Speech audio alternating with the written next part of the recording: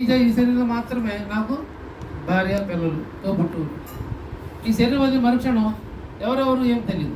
వచ్చే జన్మ ఎలా ఉంటుంది, మళ్ళీ శరీరం తీసుకుంటుందా జీవుడు అనేది తెలియదు. తీసుకుంటే ఎలాంటి జన్మ తీసుకుంటుంది అది కూడా తెలియదు.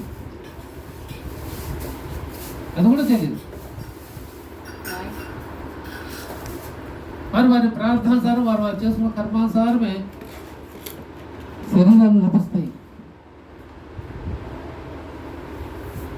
పాపుణ్యాన్ని బట్టి మన శరీరం చేసిన కర్మానుసారం ప్రార్థానుసారం మనకి అందం కావచ్చు, రంగు రూపంలో కావచ్చు, బంధాలు కావచ్చు, ఇవన్నీ ఏర్పడతాయి.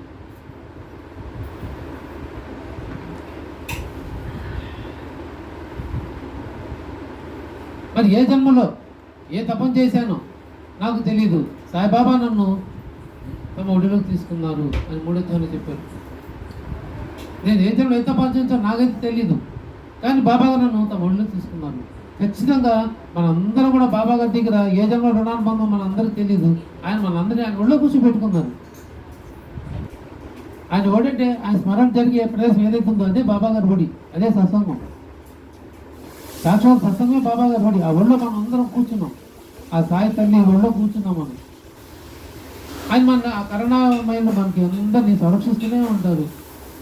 మనం తప్పు చేసినా అవి ఆయన సర్దిద్దుతారు.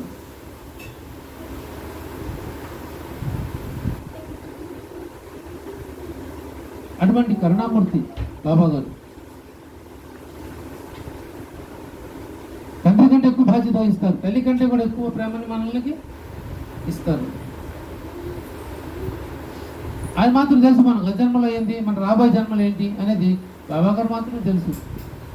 భగవంతుడు కాబట్టి ఆయన మాత్రం తెలుసు, ఎవరు తెలియదు.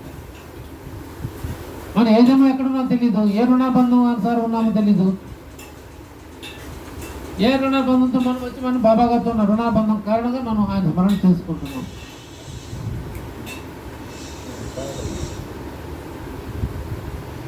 ఆరు 600 సంవత్సరాల నుంచి మరి ఒక్కరోజు కూడా లేకుండా ఒక్క ముద్దు కూడా అన్నం తినలేదమ్మా అని చెప్పి పురంధర తల్లితో చెప్పారు బాబా గారు. 600 సంవత్సరాల నుంచి ఒక్క ముద్దు కూడా తినలేదంట. అంటే దాని అర్థమేనండి, 600 సంవత్సరాల నుంచి నేను వాళ్ళలోనే ఉన్నాను, తనలోనే నివసించున్నాను. అంటే అంత భక్తుడు, బాబా గారు స్మరణ చేస్తూ ఉన్న అంత అంకిత భక్తుడు 600 సంవత్సరాల నుంచి. అదే లేకుండా ఉన్నటువంటి ఇదే.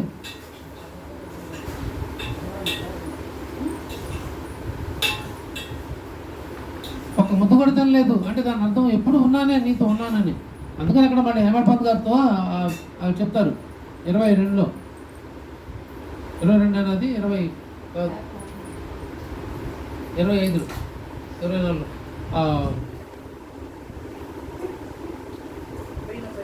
నేను లేకుండా, నేను ఎవరు పెట్టకుండా ఎప్పుడు నేను తినలేదు బాబా అంటారు.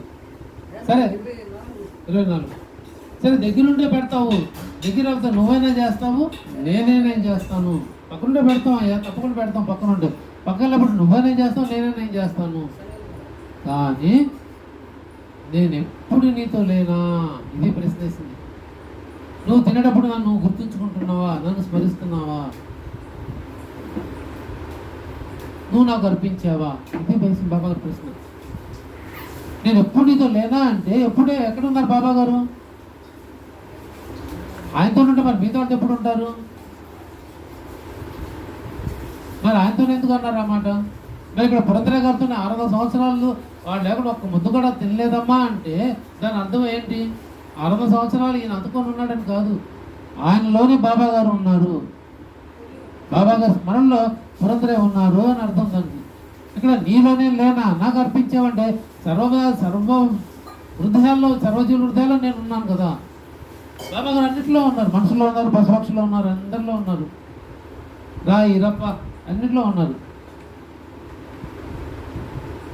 మరి అలా ఉన్న నన్ను నువ్వు స్మరిస్తున్నావా, నువ్వు ముద్ద తినేటప్పుడు నన్ను గుర్తు తెచ్చుకున్నావా, ఇది వేసిన ప్రశ్న. పెట్టావు, ఎవరు లేదు పెట్టలేదు, రైట్, బాగానే ఉంది. కానీ నువ్వు తినేటప్పుడు నన్ను గుర్తు తెచ్చుకుంటున్నావా? ఎలా గుర్తు తెచ్చుకోవాలి? సాయార్పణం అని, భగవదార్పణం అని, రామార్పణం. నాకు ఏ దేవుడు ఇష్టమో ఆ దేవుడు నేను అర్పిస్తున్నట్టుగా నేను ఆ ముద్దని నోట్లో వేసి భుజిస్తే అది ఆ లోపల ఆత్మారాముడు భగవంతుడు అడుగుతున్నాడు, ఆ భగవంతుడు చేరుతుంది. అందుకు దాన్ని ఆ మాట చెప్పాను. అందుకు ఖచ్చితంగా మన అన్నం తినేటప్పుడు కళ్ళగొత్తుకుంటారు కొంతమంది ముద్ద తీసి పక్కన పెడతారు. కొంతమంది తినేటప్పుడు కళ్ళగొత్తుకొని తింటారు, గౌరవంగా తినేవాళ్ళు ఉంటారు, నిర్లక్ష్యంగా తినేవాళ్ళు ఉంటారు.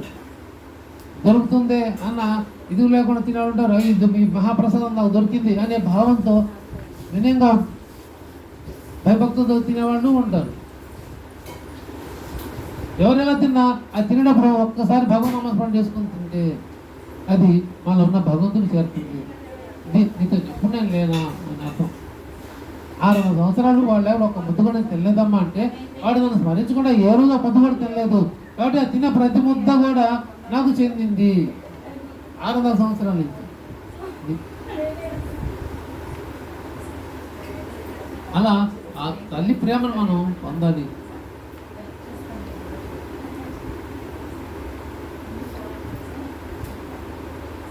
సునాయాసంగా పోషిస్తారు, దగ్గర తీసుకుని సునాయాసంగా పోషిస్తారు. పోషించుకుంటే మనం మంచిగా ఉంటుంటే మనం బాగోవచ్చినట్టు. అందుకేగా నేను వచ్చింది మిమ్మల్ని అందరూ పోషించడానికి అని చెప్పారు రామంత్. ఎలా పోషిస్తారు? పోషించడం అంటే ఆహార పదార్థాలు పెట్టడం ఒకటే కాదు. పోషణ అంటే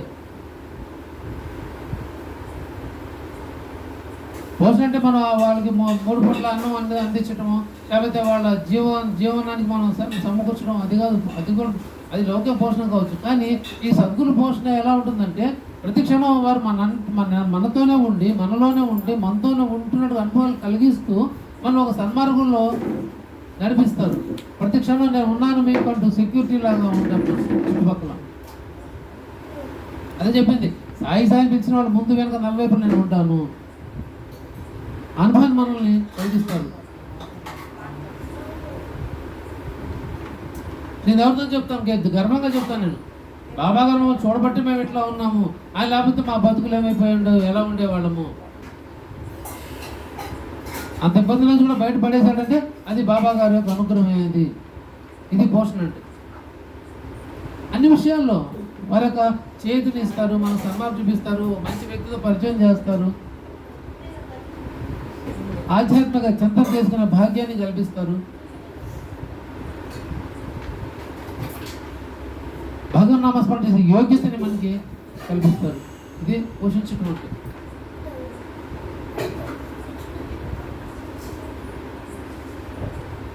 ఎలా పోషిస్తారు? సునాయాసంగా, ఎటువంటి శ్రమ ఉండదు. వచ్చే స్మరణ వినాలంటే మనకి ఏ శ్రమ ఉంటుంది? ఏ శ్రమ ఏం లేదు. రాను పోని శ్రమ అంతే, అంతకు మించి వేరే శ్రమ ఏం లేదు బాబాగా స్మరణ చేసుకోవాలంటే. మండవాచారాలు కానీ ఇంకేటువంటి వీళ్ళు మనకి. కానీ ఆయన ఎలా పోషిస్తారు? సునాయాసంగా తల్లిని బిడ్డని పోషించినట్లంత సునాయాసంగా తేలిక మనల్ని ఆయన పోషిస్తారు.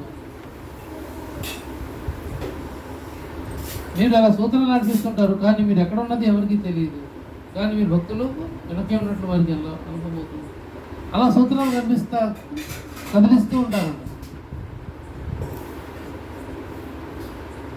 అలా సూత్రాలను నడిపిస్తూ ఉంటారు, కానీ మీరు ఎక్కడున్నది ఎవరికీ తెలియదు.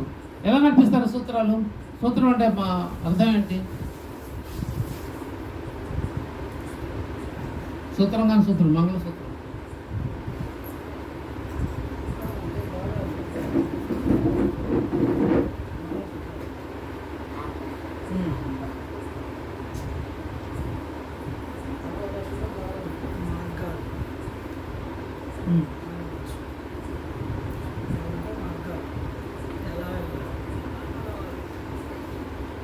సూత్రం అంటే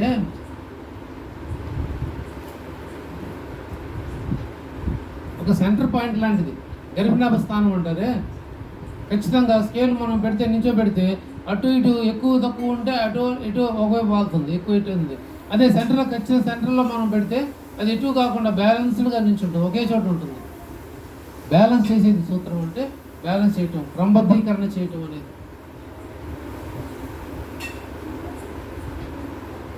సూత్రం. మీరు ఎలా సూత్రాలు నడిపిస్తూ ఉంటారు.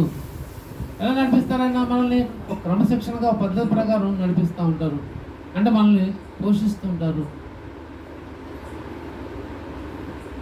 మీరు ఎక్కడ ఉంది ఎవరికీ తెలియదు. ఆయన ఎక్కడున్నారో బాబాగారు ఎవరికి ఉంది ఎవరికి తెలుసు ఎవరికీ తెలియదు. ఎందుకు తెలీదు? అది ఆయన అన్ని చోట్ల ఉన్నాడు. సర్వంతర్యామి, సర్వవ్యాపకుడు బాబాగారు. మన అందరిలో ఉన్నారు, బయట కూడా ఉన్నారు. కాబట్టి ఆయన ఎక్కడ లేరు, ప్రతి చోట ఉన్నారు. కానీ ఆయన ఎక్కడున్నా పట్టుకోవడమే కష్టం. అందుకే బాలరామాన్ గారు ఏమన్నాడు వచ్చి, బాబా మీ ఇక్కడ ఉంటే నేను ప్రత్యక్షంగా మీ దర్శనం చేసుకుంటాను, మీ సేవ చేసుకుంటాను. అదే మీరు నన్ను మచ్చిందరగడ పంపిస్తే అక్కడ మీరు నేను ప్రత్యక్షంగా మీ సేవ చేసిన భాగ్యం నాకు దొరకదు కదా అని అన్నాడు ఆయన. అనగానే బాబా గారు ఏమన్నారు, 3:30 మూల శరీరంతో నేను షెడ్యూల్లో మాత్రమే ఉన్నాను అనుకుంటే నిజంగా నా గురించి ఏమీ మీకు తెలియదు. నేను సర్వబెడలా అన్ని చోట్ల నేను ఉన్నాను అన్నాడు. అనగానే ఆయన అలర్ట్ అయిపోయాడు. నాకు క్షుద్రబుద్ధి యొక్క దీంతో నేను అలా చేశాను బాబా, అడిగాను, నన్ను క్షమించండి, నేను తప్పకుండా మచ్చిందరగడ వెళ్తాను అన్నాను. ఇప్పుడు దీనికి వచ్చే సందేహం ఏంటి? నేను ఇక్కడ మాత్రమే ఉన్నాను, మీరు ఇక్కడ మాత్రం ఉన్నారు కాబట్టి ప్రత్యక్ష సేవించుకుంటున్నాను బాబా. నేను మచ్చిందరగడ అక్కడికి వెళ్ళి ధ్యానం చేసుకుంటూ కూర్చుంటే నేను మిమ్మల్ని సేవించుకోలేను కదా. ఇది ఆయనకు వచ్చిన డౌట్. బాబా గారు వెళ్ళమన్నాం కానీ దాని బాబా గారు ఏం చెప్పారు, నేను ఇక్కడొక్క చోటే ఉండటం కాదయ్యా, 3:30 మూల శరీరంతో ఇక్కడే ఉన్నాను అనుకుంటే నా గురించి మీకు ఏం తెలియదు, తెలుసుకున్నట్టే నేను అన్ని చోట్ల ఉన్నాను అన్నారు అంతే. సరే ఆయన మనసు మార్చుకున్నాడు. నాకు క్షుద్రబుద్ధి అంటే ఎందుకు నాకు అలా భయంకరమైన ఆలోచన వచ్చింది బాబా, మీ ఆజ్ఞను ధిక్కరించాను, ఇదే క్షుద్రబుద్ధి అందుకు అనుకున్నాడు ఆయన. బాబా గారు వెళ్ళిపోవాలి, ఇంకంతే, ఉండడానికి ఛాన్స్ లేదు. ఉండంటే ఉండాలి, చెయ్యండి చేయాలి, వద్దంటే ఆపేయాలి, అంతే. బూటిని వెళ్ళి దక్షిణ తీసుకురండి, కొత్త బ్రాహ్మణ దక్షిణ తీసుకురండి అనగానే ఎవరు వెళ్ళారు? సాక్షాత్ బూటి వెళ్ళాడు. నా అగర్భ శ్రీమంతుడు, నాగ్పూర్ని ఆ రోజుల్లో కొనగలంత స్తోమత గల అగర్భ శ్రీమంతుడు, కోటీశ్వరుడు బూటి వెళ్ళాడు బ్రాహ్మణ పిలుచుకురావడానికి. నేను వెళ్ళను బాబా, నేను మనుషులు పంపిస్తాను. నౌకరున్నాడు, అప్పటికి నౌకరులు ఉన్నారు. బూటి చుట్టూ ఎప్పుడు తిరుగు నౌకరులు ఉండేవాళ్ళు. దానికి ప్రూఫ్ కూడా ఉంది. ఆ నౌకరు లహనం ఉన్నాడు, కర్ర తీసుకొచ్చాడు అని.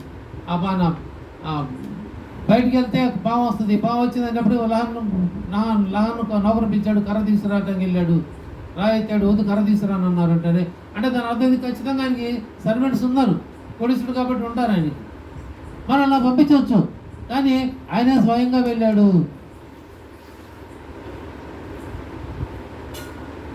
ఇది ఆజ్ఞ పాలించడం అంటే.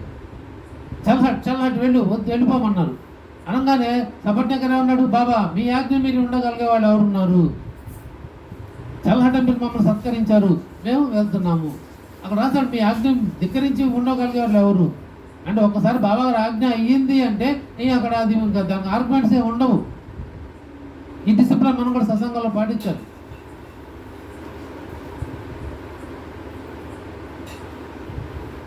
అదే ఆ క్రమశిక్షణ ఉండేది ఆ రోజుల్లో. ఎవరు చెప్పిన పని వాళ్ళు మాత్రం చేసేవాళ్ళు, ఇంకొకరికి చేసేవాళ్ళు. ఎవరికి ఆజ్ఞాపించారో వాళ్ళకే మాత్రం. ట్రాన్స్ఫర్స్ ఉండేవు, నువ్వు చేయి నేను చేయి, నువ్వు చేస్తావు చేయండి, అలా ఉండేది కాదు. ఎవరికి ఏ పని చెప్పారో ఆ పని చేసేవాడు. ఆయన ఆజ్ఞ ధిక్కరించాడు కాబట్టి నాకు క్షుద్రబుద్ధికి ఎందుకు ఆలోచన వచ్చింది అన్నాడు. అంటే అంత భయంకరంగా ఫీల్ అయ్యాడు ఆయన బాలరామ అంకుల్.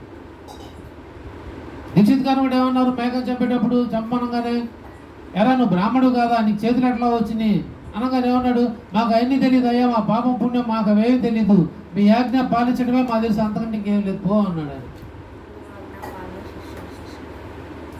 నీ ఆజ్ఞ మంచా చెడ గురువు ఆజ్ఞాపించిన తర్వాత మంచా చెడ అనేది ఆలోచించేవాడు శిష్యుడు భ్రష్టుడైపోతాడు, భ్రష్టు పెట్టిపోతారంట. అంటే ఏముంది, పతనం అయిపోతారు అని అర్థం. వాడు గురువు దగ్గర సంపాదించుకోలేడు. మంచి చెడు గురువు చెప్పాడు చేసేయాలి, ఇంకంతవరకే. ఆ మంచి చెడు ఆ ఫలితం వరకు గురువుదే. ప్రకృత్వాలయాన్ని గురువే ఆపాదించుకుంటారు, గురువుకే వస్తాయి. అలానే శిష్యులకి గురువు మంచి పని చేస్తాడు కానీ చెడు పనులు చేయరు. చెడు చేయమని ఎప్పుడు చెప్పరు, ఏ గురువు చెప్పరు, సద్గురువులు. కాబట్టి దీక్షిత్ గారు వెనక ముందు ఆడలేదు, పాపం పుణ్యం ఆలోచించలేదు, గురువాజ్ఞ చేయటమే. అందుకే గురువాజ్ఞ శిష్యులకు శిష్యత్వం, అదే వారికి భూషణం. ఆ ఆజ్ఞ అదే శిష్యుడు శిఖరాన్ని అంటింది ఆయన గురుభక్తి. అలాంటి గురుభక్తి మనం సంపాదించుకోవాలి బాబాగారి దగ్గర. బాబాగారు చెప్పగానే నేను ఎందుకు వద్దాను నాన్న, నేను ఆలోచించానని ఆయన భయంకరంగా ఆలోచించి బాలరామ్ అనుకొని వెళ్ళాడు. బాగుంది.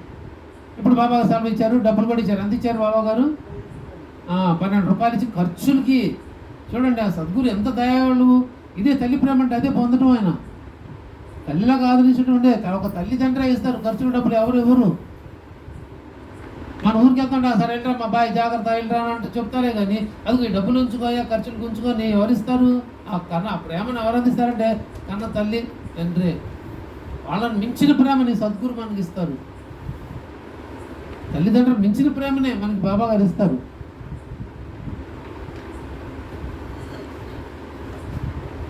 ఆ ప్రేమను మనం ఎప్పుడు పొందాలి, అర్హతను మనం ఎప్పుడు నిలుపుకోవాలి సద్గురువు దగ్గర. ఇచ్చి పంపించారు. ఆయన ధ్యానం చేస్తూ కూర్చున్నాడు. చూస్తుంటే ఇప్పుడు ఏం చేశారు బాబా గారు? ఎవరో తెల్లవారుజామున ప్రత్యక్షంగా ప్రకటమయ్యారు. అతనికి డౌట్ వచ్చింది కదా, షిరిడీలో మాత్రమే ఉన్నారు బాబా గారు, అక్కడికి వెళ్తే ఎలా అనే సందేహం వచ్చింది.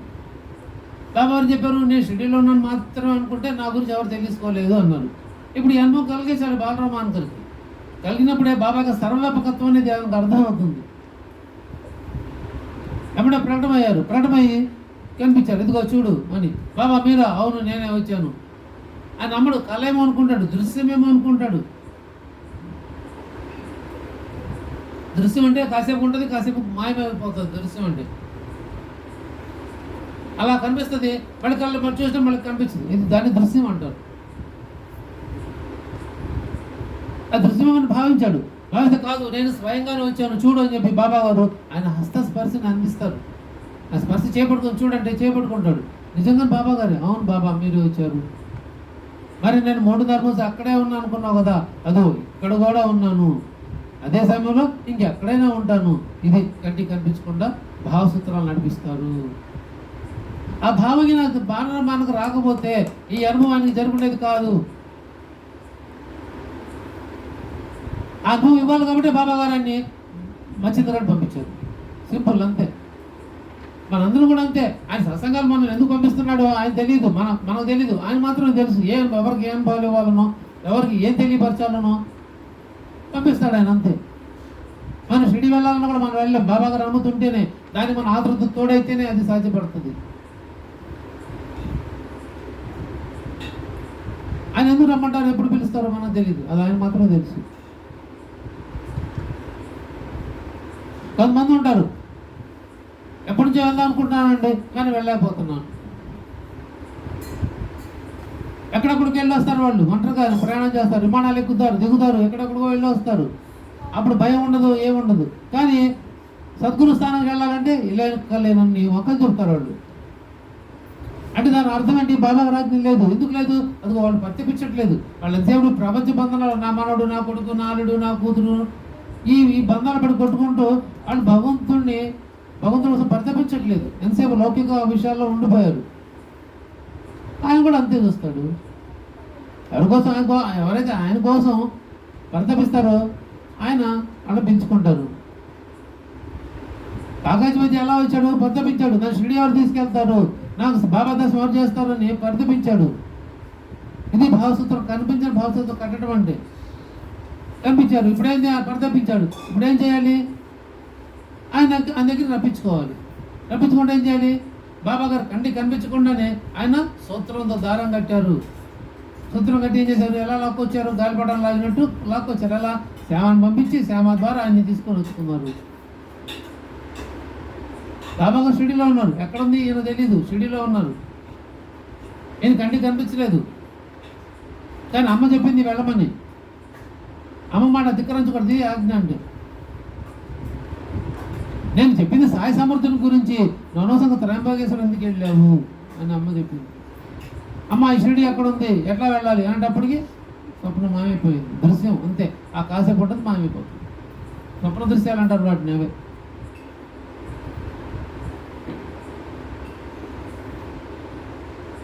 ఇప్పుడు పరితాపం చెందాడు. ఎప్పుడెప్పుడు వెళ్ళాలి, దాన్ని ఎవరు తీసుకెళ్తారు బాబా గారి దగ్గరికి? అసలు షిరిడి ఎక్కడుందో కూడా తెలియని రోజులు అవి. మరి ఎవరు పంపించారు? అది బాబా గారే శ్యామాన్ని పంపించి ఆయన జ్యోతిషుడు రూపంలో వచ్చి వాళ్ళకి జాతకాలు చెప్పి అన్నీ ఉన్నట్టు జరగబోయి అక్కడ రాశారు. జరిగినవి, జరగబోయేవి, జరుగుతున్నవి మొత్తం చెప్పారంట. ఉన్నట్టు చెప్పారంట. మరి ఎవరు చెప్పగలరా? ఒక భగవంతుడు మాత్రమే చెప్పగలరు, ఇంకెవరు చెప్పలేరు. చాలా సెన్సిటివ్ ఓవి అది, ఆ ఓవిని పట్టుకుంటే. అందుకే అధ్యయనం చేయమన్నారు. సత్యత పారాయణ గానం చేయాలి, అధ్యయనం చేయాలి. ఏదో చదివేస్తున్నా పెట్టేస్తున్నా అంటే కాదు. ఓవిని పెట్టినప్పుడు కూడా మన దృష్టి అంతా ఓవిని మీదే ఉండాలి. నేను ఈ ఓవి పెడుతున్నా అంటే దాని అర్థమైనా ఉందా, నా బోధపడుతుందా అనే దృష్టితో ఆలోచించాలి. ఏదో 11 ఓవిలు పెట్టమన్నారు, పెట్టేసాం, వాళ్ళు ఫినిష్ క్లోజ్ అయిపోయింది, రేపు పొద్దున మళ్ళీ పెట్టేద్దాం. అలా పెడితే ఏ ఓవి మన మనసుకి ఎక్కదు. ఓవి పెట్టేటప్పుడే మన మనసు ఆలోచిస్తూ ఉండాలి. ఆహా, ఇది ఉందా, ఈ ఓవిలో భావం ఏముంటుంది, అర్థం ఏముంటుంది, తెలిస్తే అర్థం చేసుకోవాలి. లేకపోతే తెలిసిన వాళ్ళని అడిగే ప్రయత్నం చేయాలి. ఇలా ఉందండి, ఇలా ఓవి వచ్చింది, దీని అర్థం ఏముంటుంది, బాబా దీని గురించి ఏం చెప్పుకుంటారు అని ఆలోచించాలి, అడగాలి, తెలుసుకోవాలి. అప్పుడు మనం బాబా తత్వాన్ని మనం అర్థం చేసుకోగలుగుతాం.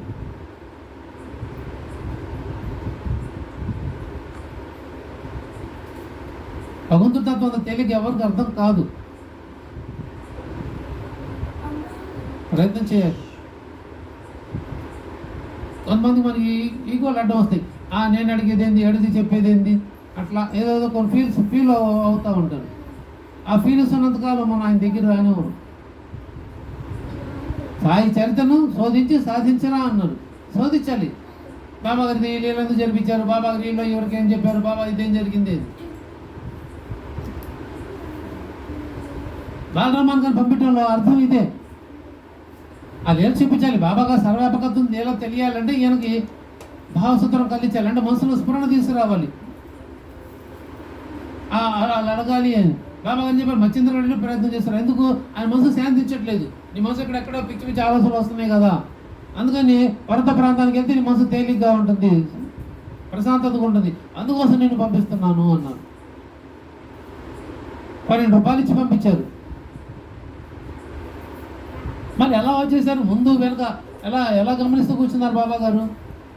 వెళ్ళారు, ఆయన ప్రకటమయ్యారు బాలరామాన్ గారికి, అనుభవం కలిగించారు. ఆయన నియమిత కాలం అయిపోయింది, నియమించారు బాబా గారు. ఇన్ని నెలలు ఇంతకాలం ఉండాలి అని నియమించారు. ఇది నియమం అంటే నియమం చాలా ముఖ్యం. అందుకే మోక్షాన్ని ఇచ్చారు బాలరామాన్ గారికి.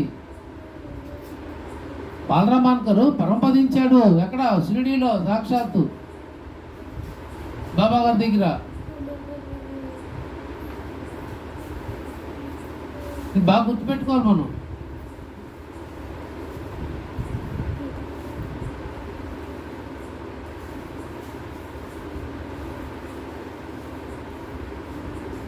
గృహాగ్నికి ఎప్పుడు మనం శిరసావహించాలి, ఎదురు ప్రశ్నలు వేయకూడదు. వేసిన తప్పు తెలుసుకుని అమ్మటే మనం సర్దిద్దుకునే ప్రయత్నం చేయాలి. అందుకే ప్రశ్నలు ఎందుకు పెట్టారంటే అందుకని అక్కడ అడిగింది. పద్ధతి ప్రణపాద పరిప్రశ్న సేవయ ఉపదేశించే జ్ఞానం జ్ఞాన తత్వదర్శన. ఆ భగవంతుడు తత్వాన్ని తెలుసుకోవడానికి పరిప్రశ్న వేయాలి, వినయంగా చేతులు జోడించుకుని వేయాలి. కానీ అహంకారంతోనూ లేదా గురువుని దాన్ని ఏమంటారు, గురువు శోధించడం లేదా గురువుని పరీక్ష పెట్టడం కోసం ప్రశ్నలు వేయకూడదు. అది దోషం. అది పరిప్రశ్న సేవయ ఉపదేశించే జ్ఞానం. ఎప్పుడు గురువు పరిప్రశ్న వెళ్ళి ప్రశ్నించకూడదు. ఆ ప్రశ్న ఎలా ఉండాలంటే భగవంతుడికి సంబంధించిందై ఉండాలి, నిజంగా నాకు తెలియదై ఉండాలి, వినయంతో అడగాలి. అదే సేవ, గురు సేవ. అది కూడా సేవ. ఎందుకని పరిప్రశ్న సేవయా అన్నారు. అదే సేవయా. ఉపదేశించే జ్ఞానం. జ్ఞానం ఉపదేశించేది కాదయ్యా. భగవద్గీతలో మంచి శ్లోకం అది. ఉపదేశించే జ్ఞానం. జ్ఞానం ఉపదేశించగలిగేది కాదు. మరి ఏం చెప్పేది? అజ్ఞానం తొలగించడం. అందుకని అవగాహన వేస్తే ఏమవుతుంది? వేయి అన్నారు.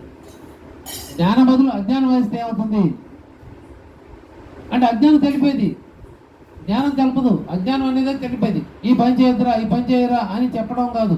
ఇది ఈ పని చేయొద్దు అంటే ఆ పని చేయకూడదు అని తెలుసుకోవడం జ్ఞానం. తత్వదర్శన. ఆ భగవంతుడు యొక్క తత్వాన్ని మనం తెలుసుకోవాలి.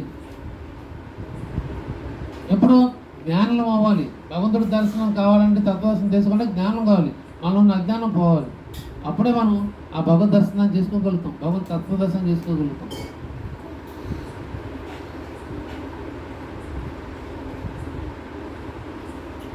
భావసూత్రాలు కనిపించకుండా నడిపిస్తూ ఉంటారు. ఆయన మనతోనే ఉన్నట్టుగా అనుభవాలు కలిగిస్తూ ఉంటారు. ఆ అనుభవమే బట్ బాలరామాన్ గారికి వస్తాడు. ఆయన నియమించిన కాలం అయిపోయింది. నియమించిన కాలం అయిపోయింది, ఆయన వస్తున్నారు, రిటర్న్ బయలుదేరాడు మళ్ళీ బాంబే వెళ్ళాలని. ఎక్కడికి వచ్చాడు? రైలు టికెట్ తీసుకుందామని వచ్చాడు పూనా స్టేషన్కి. జనం కిక్కిరిస్తున్నారు బాగా, జనం ఎలా ఉన్నారు? ఫుల్గా ఉన్నారు బాగా. ట్రైన్ పట్టినంత జనం ఉన్నారు. టికెట్ తీసుకోవడానికే ఇబ్బందిగా ఉన్న పరిస్థితి ఏర్పడింది అక్కడ. టికెట్ తీసుకొని ఆలోచిస్తున్నాడు, ఇంత రైలు వస్తుంది, రైలు వచ్చేసింది, వెళ్ళిపోతుందేమో, నాకు టికెట్ అందపోతే ఎలా ప్రయాణం చేయాలి అని ఆలోచిస్తూ నిల్చున్నాడు. ఇంతలో ఎవరు వచ్చారు? ఎవరో ఒక ముసల్మాన్ వేషధారుడు కంబళి కప్పుకొని వచ్చాడు. వేషధారణ ముసల్మాన్ వేషధారణ లాగా ఉంటుంది, పల్లెటూరు అతను వచ్చి, అది మీరు ఎక్కడ దాకా వెళ్తున్నారు? ఇతను ఎందుకు అడిగాడు? మీరు ఎక్కడ దాకా వెళ్తున్నారు? అంతమంది ప్రయాణికులు ఉంటే ఇతను మాత్రమే అడిగాడు. ఆయన వచ్చి, నేను పలానా వెళ్తున్నాను అని అన్నాడు. అయితే నేను కూడా అక్కడి వరకే బయలుదేరాను, ఇదిగోండి టికెట్ తీసుకున్నాను, కానీ నాకు అర్జెంటుగా పని తగ్గడం వల్ల నా ప్రయాణం ఆగిపోయింది, ఈ టికెట్ మీరు తీసుకోండి అని ఇచ్చాడు. ఇంకెవరికైనా అడుగుండొచ్చు కదా, ఇంకెవరికైనా చెప్పుండొచ్చు కదా. అంతమందిలో ఈయనకు మాత్రమే ఇచ్చారు. అది కూడా ఎక్కడ దాకా టికెట్? ఆయన ఎక్కడ గమ్యానికి వెళ్ళదలుచుకున్నారో అక్కడ వరకు టికెట్ తీసుకున్నారు, బాంద్రా వరకు తీసుకున్నారు. ఆ జోన్లో పెట్టుకున్న డబ్బులు ఇచ్చేటప్పటికి ఈయన కనిపించలేదు. అయ్యో, ఇంత అసలు టికెట్ దొరకదు, నా ప్రయాణం అయిపోతుంది అనుకున్నానే. ఇలాంటి పరిస్థితుల్లో నాకు ఆ సోదరుడు నాకు టికెట్ తెచ్చి ఇచ్చాడు. ఏమీ ఆశించని సోదరుడు, అసలు అద్భుతం, అసలు అద్భుతం సచరిత. అందుకే నాకు ఇంకే గ్రంథం మీద పట్ల, ఈ గ్రంథాన్ని దాటి బయటకు వెళ్ళట్లేదు మనసున. అద్భుతమైన ఓవిలు, అసలు ఏ గ్రంథం పనికిరాదు. ఇది మత గ్రంథం కాదు, సర్వమానవాళ్ళు ఉద్ధరించే గ్రంథం శ్రీ సాయి సచ్చరిత. అందుకే సాక్షాత్ భగవంతుడు రాయించింది. భగవద్గీత కృష్ణుడు రాయలేదు, గమనించాలి, చాలా మందికి తెలీదు. కృష్ణుడు చెబుతుంటే అర్జునుడికి ఎవరో విని అది గుర్తుపెట్టుకొని దాన్ని వల్లిస్తే రాశారు సంస్కృతంలో, తప్పితే సాక్షాత్ కృష్ణుడు రాసింది కాదు. రామాయణం కూడా రాముడు రాసింది కాదు. ఆ భగవంతుడి ప్రేరణతో వాల్మీకి రాయడం జరిగింది. 10,000 సంవత్సరాల ముందు, రాముడు పుట్టడానికి 10,000 సంవత్సరాల ముందు రామాయణ గ్రంథం రచించబడింది. రామాయణం అది ఎలా రచించిందో అలా జరిగింది రామాయణం, రాముడు కథ. ఈ భగవద్గీత భాగవతం కృష్ణుడు పుట్టిన తర్వాత జరిగింది ఇదంతా. తేడా గమనించాలి. ఈ సచరిత సాక్షాత్తు భగవంతుడే ఆయన రాయించుకున్నాడు. ఏ రాముడైతే ఉన్నాడో, ఏ కృష్ణుడు ఉన్నాడో, ఏ సూర్యుడు, ఏది పరమ బ్రహ్మ స్వరూపున్నాడో ఆయనే ఈ సచరిత రాయించుకున్నాడు. నా కథ నేనే రాసుకుంటాను, అతను కేవలం నిమిత్తం మాత్రుడు. 2 అధ్యాయాలను చెప్పేశారు, క్లియర్ కట్ చెప్పేశారు. ఇంకా ముందు పోతాడు, నమ్ముతారు నమ్మరు ముందే తేల్చేశారు. అక్కడ ఆ ఓవి మన మనసులోకి వెళ్ళిపోవాలి. ఆ సందర్భం వచ్చిందంటే పలానా ఓవి అలా అధ్యయనం చేయాలి. అలా చేసినప్పుడే మనం ప్రయాణిత చెందుతాం. అదర్వైజ్ బోలించి కుండలమే మనం.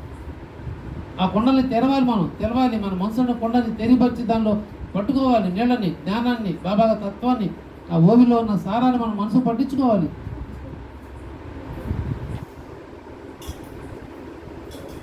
సర్వ గ్రంథాల సారం సచ్చరిత. అందుకే పారాయణాలు చేయండి, మనసు పెట్టి చేయండి, ఓవిలు పెట్టండి, శ్రద్ధతో పెట్టండి.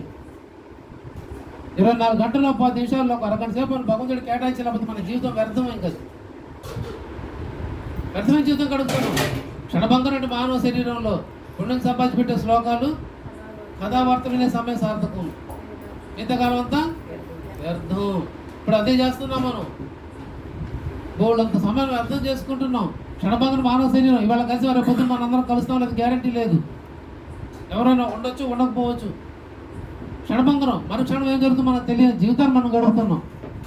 మరి నేను మానసికం ఏం చేయమన్నారు? పుణ్యం సంపాదించి పెట్టే శ్లోకాలు, కథావార్తలు వినే సమయం సార్థకం.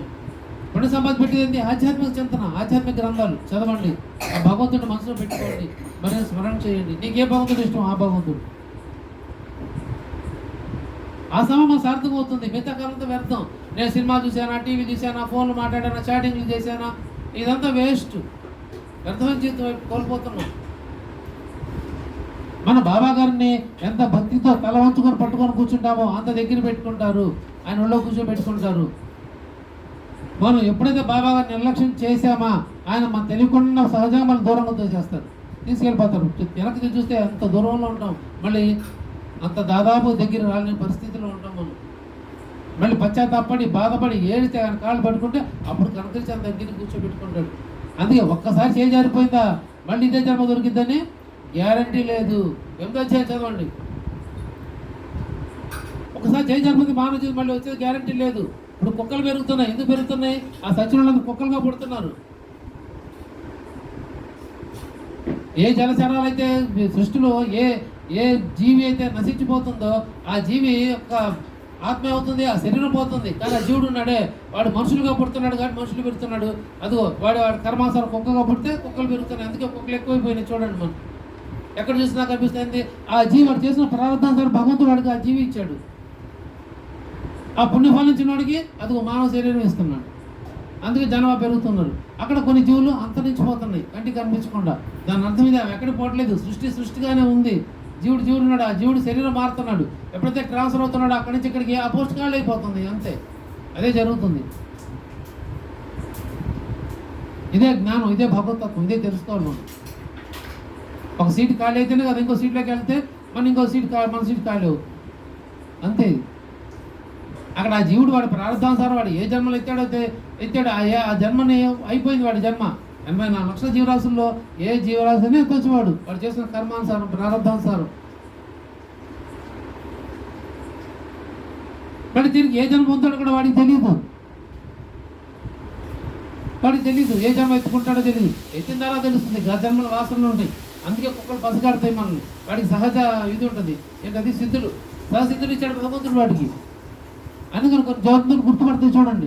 కొంతమంది వెళ్తే గేదెలైనా సరే పాలు కొంతమందికి వెళ్తే ఇస్తాయి, కొంతమందికి లాగబెడతా ఉంటాయి, కొంతమందికి ఇస్తే వెళ్తాయి కొత్త వాళ్ళైనా. ఎందుకు? వాడికి మాత్రం తెలిసి వీడు నావాడు, గత జన్మలో నాకు అనుబంధం ఉంది, వాడి నోటితో చెప్పలేడు. కానీ వాడికి జ్ఞానం ఇచ్చాడు. అది సహజ సిద్ధి. ఆ జంతువులు కొన్ని జంతువులు మాత్రం భగవంతుడు ఇచ్చాడు వాటికి. సహసిద్ధులు మనకు లేదు. మనకిస్తే మనం గుర్తుపట్టేస్తాం, చేస్తాం.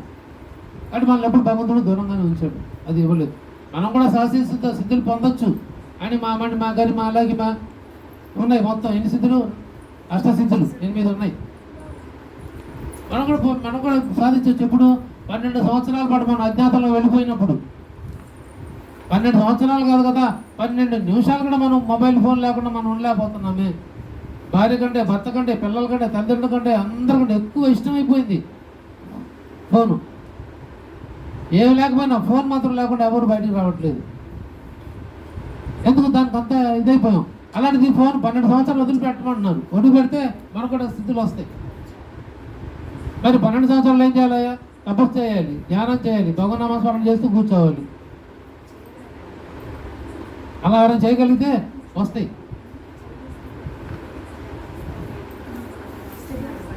ముందు వదలాల్సింది ఫోన్.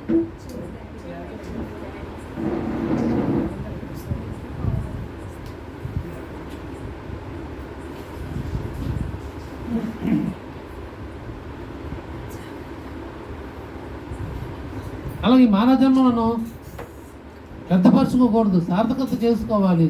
సార్థకత చేయాలంటే భగవన్నామస్మరణ చేయాలి, భగవన్నామస్మరణలో ఉండాలి. ఎప్పుడు ఏం సంబంధిస్తుందో, ఏం జరుగుతుందో అల్లామయ్యాకి ఎరుక. ప్రేమికులైన భక్తులు, ప్రేక్షకులు. ఎప్పుడు ఏం జరుగుతుందో, ఏం సంభవిస్తుందో ఎవరికీ తెలియదు. కాబట్టి ఆ సంబంధం తెలియదు కాబట్టి ముందు నుంచి మనం ఆ భగవన్నామస్మరణలో ఉండాలి. ఇదంతా అల్లామయ్య లీల. భగవంతుడు మాత్రం తెలుసు, భగవంతుడు లీల అదంతా. కానీ మనం ఏం చేస్తాం? ఏమి చేయలేం. ఏం చేస్తామయ్యా? అదిగో దండం పెట్టుకోవడం. ఆయన్ని ప్రేమికులను, భక్తులు, ప్రేక్షకులు చూస్తున్నట్టుమే ఆయన ప్రేమిస్తాం.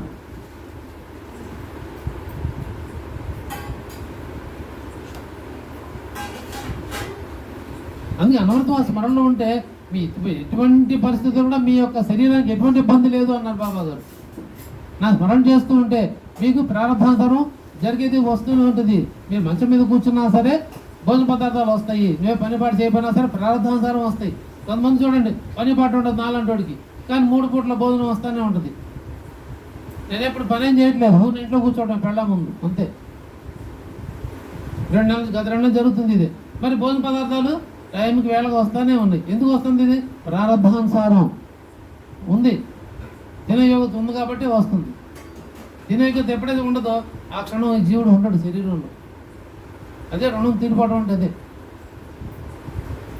ఎప్పుడైతే ఆ జీవుడికి శరీరంతో తినే లేదో, అదృష్టం లేదో, తీరిపోయిందో ఆ మరుక్షణంగా ఆ జీవుడు ఉండడు. వాడు అయిపోయింది, అక్కడ దాకా కట్టదు వాడికి.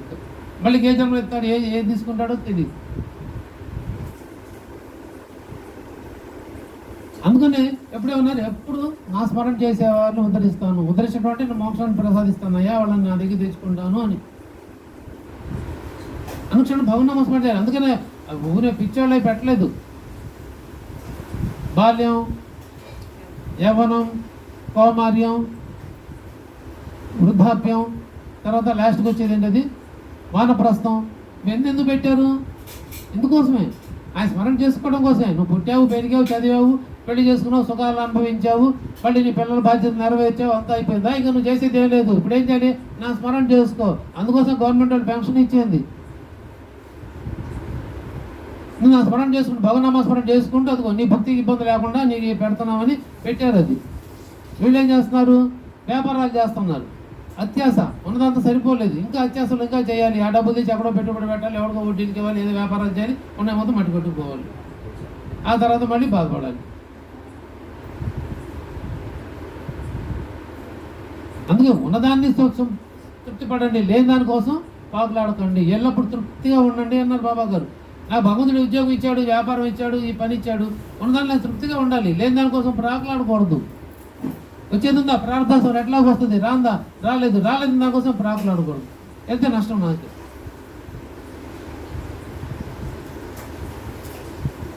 ఇప్పుడు ఉన్న ఉద్యోగం ఉంది, ప్రమోషన్ కావాలి, వెళ్ళాలి, అది జీతాలు పెరుగుతాయి, లేదా హోదా పెరుగుతుంది అని భావంతో వెళ్తారు కొంతమంది. లేదు ఉన్న వ్యాపారం ఉంది, ఇంకా వ్యాపారం పెంచుకోవాలి, పేరు పరిస్థితి తెచ్చుకోవాలి, ఇంకా గొప్పగా డబ్బు సంపాదించుకోవాలి అని ఉంటుంది. అదేంటి? అత్యాస. భగవంతుడు ఇచ్చాడు, ఉన్న దాంతో సంతృప్తిగా జీవించమన్నాడు. నీకు రావాల్సిందా సహజంగా వచ్చేస్తుంది, రాలేదా రాదు. నీ ప్రార్థన సరే. ఇప్పుడు 5,000 కోట్లు పెట్టి పెళ్లి చేశాడంట ఆయన. ఎక్కడి నుంచి వచ్చింది 5,000 కోట్లు? ఎలా సంపాదించగలిగాడు, ఎలా రాగలిగాడు? అసలు ఒకప్పుడు వాళ్ళ హిస్టరీ ఏంటి, మరి ఎందుకు వచ్చింది వీళ్ళకి? మరి ఇద్దరు అందములో ఇతనికి ఎందుకు బాగా అంత కోటీశ్వరుడు అయ్యాడు? ఇదే ప్రారంభ కర్మ అంటే ఇదే. అయినా తృప్తి లేదు. చూడండి, ఉన్నదానిలో అనుభవించే ఉంది, ఉన్నదానిలో అనిపించే తృప్తి లేదు. ఇంకా సంపాదించాలి, ఇంకా ఇంకా ఇంకా ఇంకా ఇంకా ఎక్కడ పోతుంది, ఎక్కడికి తీసుకెళ్తుందో తెలియదు. కానీ ఇప్పుడు అనుభవించే యోగ్యత ఎందుకు వచ్చింది? గత జన్మలో మనం చేసుకున్న పుణ్యఫలం, పోయిన జన్మలో చేసిన పుణ్యఫలాలు, దానాలు, ధర్మాలు ఏవైతే ఉన్నాయో వాటి పుణ్యానుసారంగా భగవంతుడు నాకు ఈ జన్మలో ఈ జీవుడికి ఈ శరీరం ఇచ్చాడు, ఈ జన్మ ఇచ్చాడు. ఆ పుణ్యఫలం ఇప్పుడు అనుభవిస్తున్నాం. ఈ పుణ్యం తీరిపోతే నెక్స్ట్ మిగిలింది ఏదైతే ఉంటుందో అది అనుభవిస్తాం. పాపం ఇదే. బతికి చెడ్డాడు, ఒకప్పుడు బాగా బతికాడండి, బాగా ఇప్పుడు పేదాడైపోయాడు అంటారా? ఇదే. ఒకప్పుడు బాగా తినడానికి కూడా జరగలేదు, ఇవాళ కోటీశ్వరుడు అయిపోయాడు, అలా సంపాదిస్తాడు అంటారు. అది కూడా ఇదే. ముందు ఏది ఎక్కువైతే అది అనుభవిస్తాం. పాపం ఎక్కువ ఉంటే ముందు పాపం, పుణ్యం ఎక్కువ ఉంటే పుణ్యం అనుభవిస్తాం, తర్వాత రెండోది. ఇది కూడా ప్రారంభానుసారమే జరుగుతుంది. కాబట్టి వీటిని ఎప్పుడు మనం ఎరుకలో ఉంచుకొని అనవరతం ఆయన స్మరణ చేస్తూ ఉండాలి.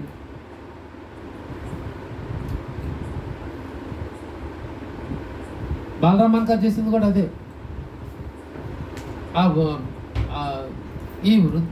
ఆ సోదరుడు ఎవరే ఉంటాడు? ఈ సోదరుడు నాకు టికెట్ ఇచ్చాడు, ఉదార స్వభావుడు. అది ఈ సోదరుడు ఎవరే ఉంటాడు? ఉదార స్వభావుడు. నాకు టికెట్ ఇచ్చి డబ్బులు కూడా తీసుకోకుండా వెళ్ళిపోయాడు. ఆయన ఫీల్ అయ్యాడు. ఫీల్ అయ్యి బండి బయలుదేరే వరకు చూశాడు, రాలేదు. బండి బయలుదేరగానే ఏం చేశాడు? ఎగ్గిరి బండిలో దూకాడు. ప్రతిదీ ఇంపార్టెంట్ ఓవి ఎక్కలేదు, ట్రైన్ ఎక్కలా, ట్రైన్లోకి దూకేశాడు. అంటే ఇది అప్పుడు దాకా చూశాడు. నాకు టికెట్ ఇచ్చిన వ్యక్తి ఎవరైనా ఉంటారా, డబ్బులు ఇవ్వలేదు, నేను డబ్బులు పే చేయాలి అని. కానీ అప్పుడు దాకా వెతికాడు పాపం. ఎప్పుడో బండి కదిలిపోయిందో ఇంకెక్కడం లేదు, ఎక్కి దూకేశాడు బండిలో దిగాడు. అప్పుడు కూర్చున్నాడు. ఎవరే ఉంటారు? ఈ సోదరుడు ఉదార స్వభావం గలవాడు. అంత ఉదారంగా టికెట్ ఎవరు ఇచ్చారు? ఇంకెవరు? బాబా గారే. అది ఆయన కనిపించిన సూక్ష్మధారంతో నడిపించి ముందు వెనక ఉన్నట్టుగానే కనిపించడం అంటే అదే నెక్స్ట్ బాబు. ఇది నేను ఉన్నాను, నేను చూస్తున్నాను, నువ్వు ఇబ్బందులో ఉన్నావు, నీకు టికెట్ దొరికే అవకాశం లేదు అన్నారు. అది ఆయన టికెట్ తీసుకొచ్చి ఇచ్చాడు. మన టికెట్ సృష్టించి ఉండొచ్చు, లేదా ఆ ఆకారంతో వెళ్ళి ఆ టికెట్ కొనుక్కొని వచ్చి ఉండొచ్చు. ఏం చేయగల సమర్థుడు బాబా గారు. ముందు వెనకంటే ఎప్పుడు మన స్మరణలో ఉంటామో మన బాధ్యత ఆయన తీసుకుంటారు. ఇది ఖచ్చితంగా ఇది నమ్మాలి, విశ్వసించాలి. అది చాలామంది చేయరు. మన ప్రయత్నం లేకపోతే వచ్చిద్దా, మనం చేయకపోతే ఏం చేస్తుందా, ఏం చేయాలి, కూర్చున్న బాధ్యత ఆయన చేయిస్తాడు, ఛాలెంజ్ చేస్తాను. ఏం చేయకల్లా ఆయన నడిపిస్తాడు, ఏం చేయాలో ఎలా చేయాలో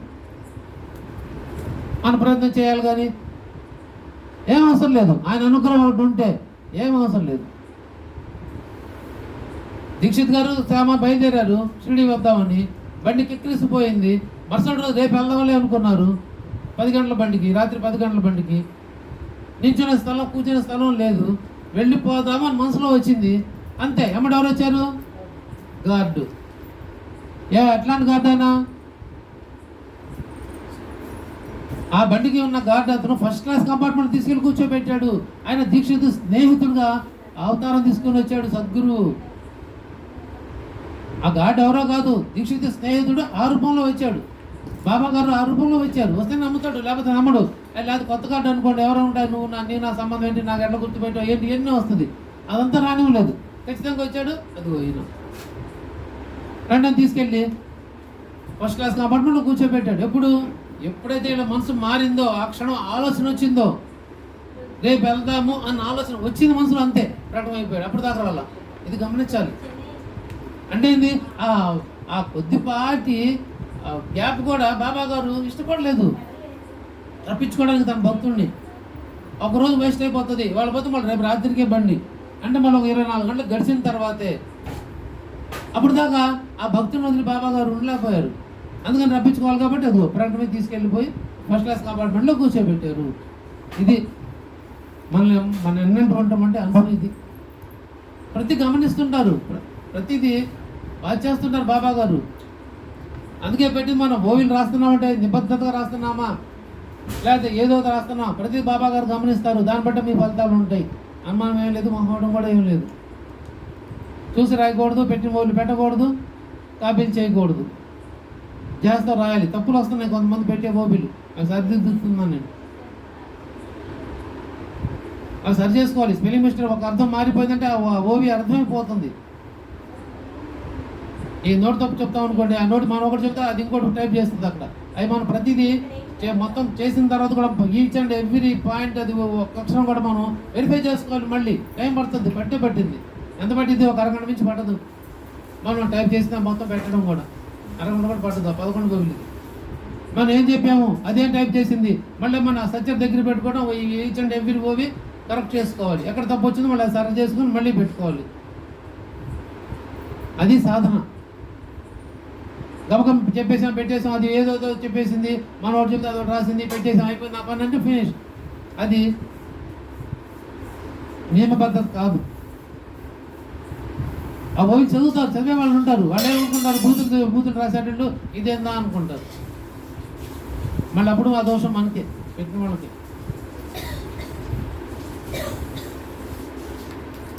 ఇలా చెప్తే అప్పుడు కోపాలు వస్తాయేమో కొంతమందికి. ఒకప్పుడు వచ్చినాయి. ఇప్పుడు ఉన్న వాళ్ళకి రాకపోవచ్చేమో కానీ ఒకప్పుడు. అందుకే రాసేటప్పుడు మనసు దగ్గర ఉండాలి. మనం చెప్పేటప్పుడు చెప్పాలి. చెప్పేద్దాం మళ్ళీ ఓవిల్ చేయాలి. నేను టైప్ చేస్తాను, నేను వాయిస్ మెసేజ్ చెప్పను, టైప్ చేస్తాను, ప్రతిదీ టైప్ చేస్తాను. ఆ టైప్ చేసి మళ్ళీ వెరిఫై చేసుకుంటాను. ఏమైనా తప్పులు పెట్టాను, ఏమైనా తప్పులు వచ్చినాయా అని చేస్తే అప్పుడు పెడతాను. అక్కడికి 1-2 మిస్టేక్స్ వస్తూ ఉంటాయి. మరి గమనిస్తే ఏమంటే మార్చడం జరుగుతూ ఉంటుంది. నియమబద్ధత అంటే దక్షత ఉండాలి. చేసే పని దక్షత ఉండాలంటే ఇది క్రమశిక్షణతో చేయాలి. మనం మనసు పెట్టి చేయాలి. అప్పుడే మనం సత్ఫలితాలు పొందుతాం. ఏదో బాధ్యత దాన్ని ఏమంటారు, చేసాము అయిపోయింది, అమ్మ తీరిపోయింది రేపు అనే భావంతో చేయకూడదు. కొత్త విషయాలు బాబా గారు తెలుసుకోవాలి, నేర్చుకోవాలని భావంతో చేయాలి. క్రమశిక్షణ పాటించాలి. చదివాము, పెట్టాలి, అందరూ ఒకేసారి చదవాలి, పెట్టాలి, గ్రూప్లో పెట్టాలి, పెట్టి తీరాలి. ఇంకంతే. అది అక్కడ ఆ గ్రూప్లో వచ్చింది, దాన్ని నియమబద్ధంగా పాటించి తీరవలసిందే. అక్కడ నాకు కుదరలేదు, నాకు టైం లేదు అనే మాటలు కూడా రాకూడదు. ఎంత టైం ఉన్నా, ఎంత టైం లేదు, మనం భోజనం చేయడం మానేస్తున్నామా, తింటం మానేస్తాం, మాట్లాడటం మానేస్తాం, ఫోన్లు మానేస్తున్నామా, ఇది ఎంతసేపు పడుతుంది ఒక మాట పెట్టడానికి. ఇవన్నీ మనం తెలుసుకోవాలి విషయాలు. అయిపోయిన తర్వాత పెట్టాలి. అయిపోయిన దానికి మనం నిబద్ధత టైం పెట్టలేదు. మీ ఇష్టం, మీ అనుకూలం సమయం మళ్ళీ డిస్టర్బ్ కాకూడదు కదా, లౌకిక రోజువారీ పనులు డిస్టర్బ్ కాకుండా ఉండడం కోసం ఆ ఫ్లెక్సిబుల్ టైం పెట్టింది. మళ్ళీ అది తెలియపరచాల, అయిపోయింది నేను చదివేశాను నేను రాశాను పెట్టేశాను. అది ఆ క్రమశిక్షణ మనం అలవర్చుకోవాలి ఆ గ్రూప్లో. మేము చాలా ముఖ్యం బాబా గారి దగ్గర, క్రమశిక్షణ చాలా ముఖ్యం. అందుకే బాబా దగ్గరికి వస్తే అందరూ ఎలా కూర్చోండి, ఎవరి స్థానాల్లో వాళ్ళు కూర్చున్నారు. ముక్తారాము వాళ్ళు వీళ్ళు అందరూ వాళ్ళ స్థానంలో కూర్చున్నారు. 1వ అధ్యాయం 2వ అధ్యాయం అని చెప్పారు. అది కూడా బాబా గారు నామకరణం వచ్చేటప్పుడు, హేమటపతి నామకరణం చేసేటప్పుడు అది క్రమశిక్షణ ఉండాల్సింది.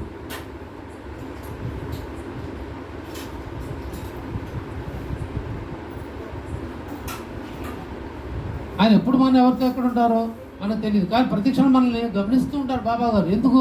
మనం ఆయన స్మరణలో ఉంటున్నాం కాబట్టి. ఇది మన మనసుకు బాగా అలవర్చుకోవాలి. ఆ బాబా గారు నాతో ఉన్నారు. అందుకే 53వ చెప్తారు, సాయినాథులు మనతో ఉన్నారు అనుకున్నప్పుడు అక్కడ భయమైన మాటే ఉండదు. బాబా గారు మనతో ఉన్నారు, భయం ఎందుకు ఉంటుంది?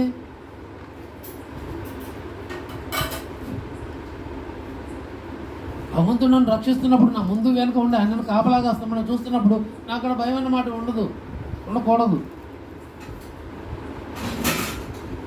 అప్పుడే ఆ విశ్వాసంతో మనం ఉంటే అదిగో ఎప్పుడు రక్షిస్తుంటారు. ఇప్పుడు బాలరామన్ గారు అడిగాడా, చెప్పాడా? దీక్షిత్ గారు చెప్పారు, అడిగారా? కాదు, ఆయన స్మరణలో ఉన్నారు, ఆతృతతో ఉన్నారు. బాబా గారికి ఎప్పుడెప్పుడు వెళ్దామని ఆతృతతో దీక్షిత్ గారు ఉన్నారు కాబట్టి శ్యామను పంపించారు. అందుకే నగరం శ్యామ నగరం కాక నువ్వే కాదు నేను నీకోసం ఎదురు చూస్తున్నాను, అందుకే శ్యామాని నగరం పంపించాను అన్నారు. ఎలా పంపించారు? దొంగ టెలిగ్రామ్ వడించి టెలిగ్రామ్ వడించి పంపించారు. లేకపోతే శ్యామ వెళ్ళడు, అత్తగారు బాగలేదు టెలిగ్రామ్ ఇస్తే శ్యామ వెళ్ళాడు, లేకపోతే వెళ్ళేవాడు కాదు. అత్తగారు బాగోకపోతే వచ్చి చెప్తాడు, పెళ్ళని చెప్పాడు కదా వచ్చి మేమ బాగలేదని. మరి చెప్తే పెళ్ళం ఊరుకుంటుందా? పుట్టిల్లు కాబట్టి, అత్తిళ్ళు అయితే సరే తర్వాత పోయిన తర్వాత పోదాం అని అనుకుంటుంది. కానీ అత్తిళ్ళు కాబట్టి పుట్టిల్లు కాబట్టి మా అమ్మ బాగలేదు ముందు వెళ్దాం పదా అని చెప్పేసి బయలుదేరి తీసుకొని అప్పుడే మధ్యాహ్నం బండికి 3 గంటల బండికి వెళ్ళిపోయారు. ఎక్కడ ఏం చెక్కారు? ఎక్కడికి వచ్చి ట్రైన్ ఎక్కాడు శ్యామ? చిత్తళికి వెళ్ళి అక్కడ ట్రైన్ ఎక్కి అహ్మద్ నగర్ వెళ్ళడం జరిగింది. 3 గంటల బండికి, మధ్యాహ్నం బండికి. ఇది ఎవరు ప్రేరణ? బాబా గారు చేసిన ఏర్పాటు. అంటే సద్గురువు ఆయన దగ్గర రప్పించుకోండి అనేక మిషన్ల మీద మనల్ని భావసూత్రాలతో నడిపిస్తారు. ఇది దాని ఉద్దేశం. టైమింగ్ చూడండి కరెక్ట్గా బాబా గారు శ్యామ వాళ్ళ ఇంటి ముందు దిగేటప్పుడే అప్పుడే కాకా సాబ్ దీక్షిత్ దగ్గర నుంచి వస్తున్నప్పుడు అప్పా సాబ్ గద్రే పాన్షే ఇద్దరు చూస్తారు. చూసి దీక్షిత్ని షిరిడి తీసుకెళ్ళడానికి ఇంతకన్నా మంచితోడు ఎవరున్నారు? సాక్షాత్ శ్యామానే వచ్చాడు. ఇప్పుడు బాబా గారి దగ్గర ఉండే శ్యామానే వచ్చాడు. దీక్షిత్ని తీసుకెళ్ళడానికి ఇంతకంటే గొప్ప మంచితోడు ఎవరు ఉంటారు అనుకున్నారు వాళ్ళిద్దరు. ఇంతకంటే గొప్పతోడు ఎవరున్నారు? అందుకే శ్యామ నిష్కామ, అంతకంటే గొప్ప. అది ఆ క్యారెక్టర్ మనం అలవర్చుకోవాలి. మనం కూడా శ్యామలాగా ఉండాలి, నిష్కామంగా చేయాలి సేవ.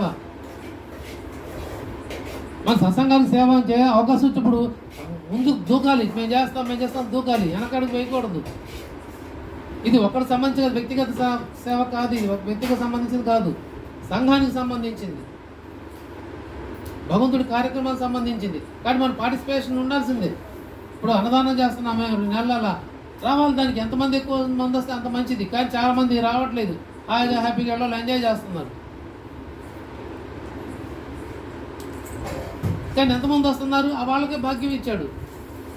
అలాగే ఇప్పుడు మనం ఆయన కార్యక్రమం పెట్టుకుని అక్కడ చేయాలనుకుంటున్నాం, ముందు వచ్చేయాలి. మేము చేస్తాం, మేము హెల్ప్ చేయమంటారా, మమ్మల్ని ఏం చేయమంటారా అని వచ్చి అడగాలి, చేయాలి.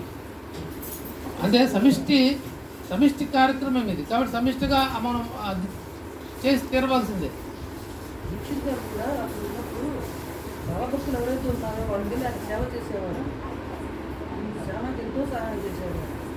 దీక్షిత్ గారు అబ్బాయితో పాటు శ్యామ కొడుకుని చదివించాడు ఆయన. వాళ్ళ అబ్బాయికి ఏ చదువు చెప్తారు, ఏవైతే వసతులు కల్పించారు అవే వసతులు శ్యామ గారికి కూడా వాళ్ళ అబ్బాయి కూడా దీక్షిత్ గారు ఏర్పాటు చేయడం జరిగింది.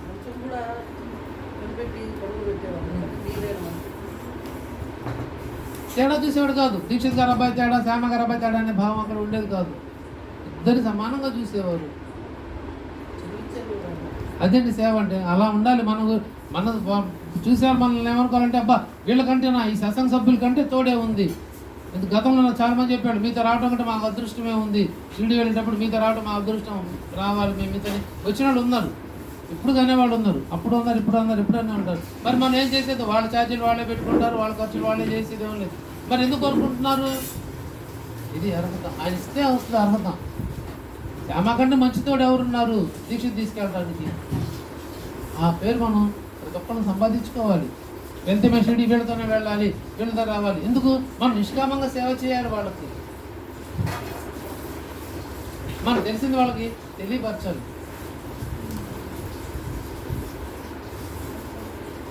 అప్పుడు మన బాబా గారు అనుగ్రహం ఇంకా మనం ఆయన దగ్గర ఉంటాం. బాబా గారు మనతో ఉంటున్నారు అనుభవాలు మనం పొందుతాం. అందుకే టికెట్లు కూడా బాగా ఇస్తారు బాబా గారు. ఆయన ఏ టైంలో ఇవ్వదలుచుకున్నాడో ఖచ్చితంగా ఆ టైంకే టికెట్లు ఖాళీ ఉంటాయి. రిటర్న్ కూడా అంతే ఉంటాయి. అంతకుముందు ఒక రోజు ఉండదు, తర్వాత ఒక రోజు ఉండదు, అంతే.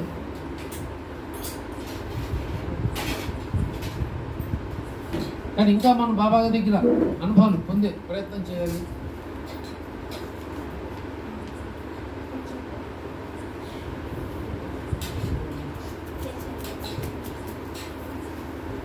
మీరు ఎక్కడ ఉన్నది ఎవరికీ తెలియదు, కానీ మీరు భక్తులు వెనకే ఉన్నట్లు వారికి అనుభవం అవుతుంది. భక్తులు వెనకే ఉంటే అనుభవం అవుతుంది. టైం ఎంత 8:30 అయిందా?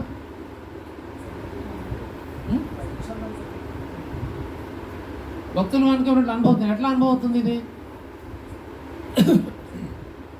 ఎవరికైనా అనుభవం జరిగిందా?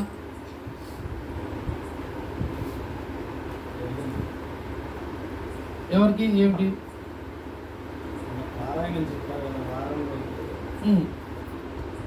రోజులు బాగా నిద్ర వచ్చింది.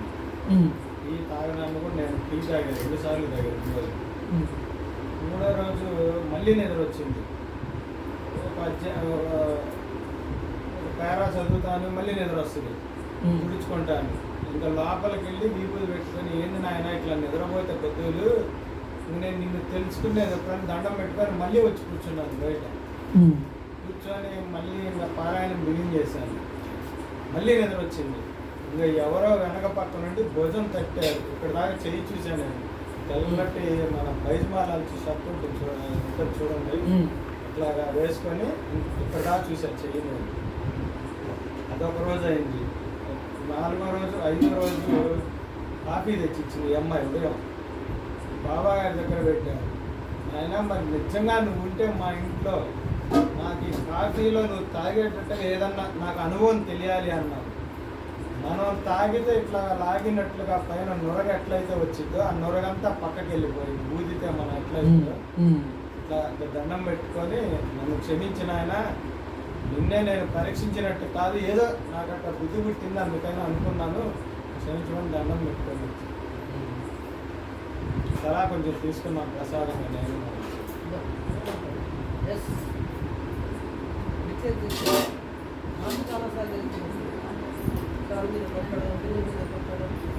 ఇవి అనుభవాలు. మనం ఆ ధ్యాసలో ఆయన ధ్యాసలో ఉంటే అనుభవాలు ఆయనకే ఉన్నట్లు అనుభవాలు కలిగిస్తారు.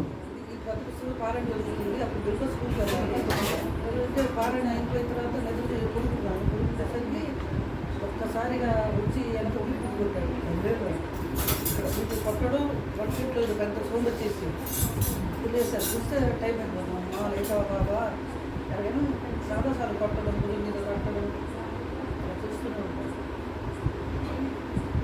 ఒకసారి వంటి ఫోన్ చేస్తుంటే నుంచి ముందు చెప్తున్నారు బాబా గారు. క్లియర్గా చూస్తాం బయట వీటిని చూస్తుంటే మనం కిటికీలు చూస్తాం కదా, చేతులు ఉంటాయి కదా, ఆ చేతులు వెళ్తున్నారు కూడా బయట డ్రెస్ బాబా జోలు వేసుకుని. అవును ఎవరు లేరు, పొద్దుగుట్టి వెళ్తున్నా షిరిడీలో రైల్వే స్టేషన్ పేరు ఉండాలి. షిరిడీ ఎక్కడో వస్తున్నాము, పొద్దుగుట్టి వెళ్ళి బాబా గారు ఒక్కరే ఉన్నారు. ఇలా వెళ్తున్నారు వేసుకుని. ఈ చూపు అయినా సత్సంగం చదువుకుంటున్నారు. ముందు బాబా గారు రాస్తున్నారు చూడు అన్నాను. అని అందులో ఉన్నారు కదా, చూసలేదు మళ్ళీ కలిపి ఇప్పటికి మైండ్ సెట్ అయిపోయింది. నిజంగా కనిపించారు. ఎక్కడైనా మనం సినిమా చూసినా ఎక్కడైనా అలా చూస్తుంటే ఆ బాబాగా గుర్తొస్తుంది. మోత రావటము, నీడలాగా వెళ్ళడం,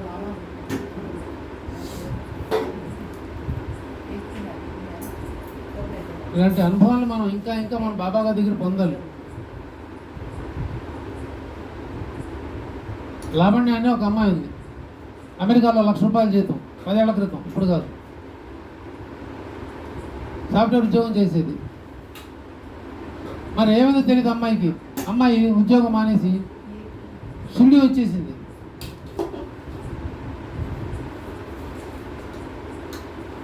షిరిడి వచ్చేసింది. వచ్చి ఎక్కడికి దిగాలో తెలీదు, ఎక్కడికి వెళ్ళాలో తెలీదు. దిగి రైల్వే స్టేషన్లో దిగి వచ్చిన తర్వాత ఎట్లా దారి తెలియలేదు అమ్మాయికి. తెలియకుండా వెళ్ళిపోతూ ఉంది అడ్డం పడి చేలల్లో. పోతుంటే ఆ చెట్టు ఉంటుంది, ఆ చెట్టు కింద ఒక ఫకీర్ కూర్చొని ఉన్నాడు తెల్ల డ్రెస్తో. అమ్మ ఎక్కడికి వెళ్తున్నావు అని అడిగారు. అదిగోని ఎట్లా ఊళ్ళోకి వెళ్ళాలి అంటే, అటు కాదు ఇంకో ఇట్లా వెళ్ళు అని ఆయన దారి చూపించారు. అమ్మ దారి తప్పి వెళ్తుంది నడుచుకుంటా. ₹1,00,000 జీతం, సాఫ్ట్వేర్ ఉద్యోగం అన్నీ వదిలేసుకొని వచ్చింది. కట్టుబట్టలతో వచ్చేసింది.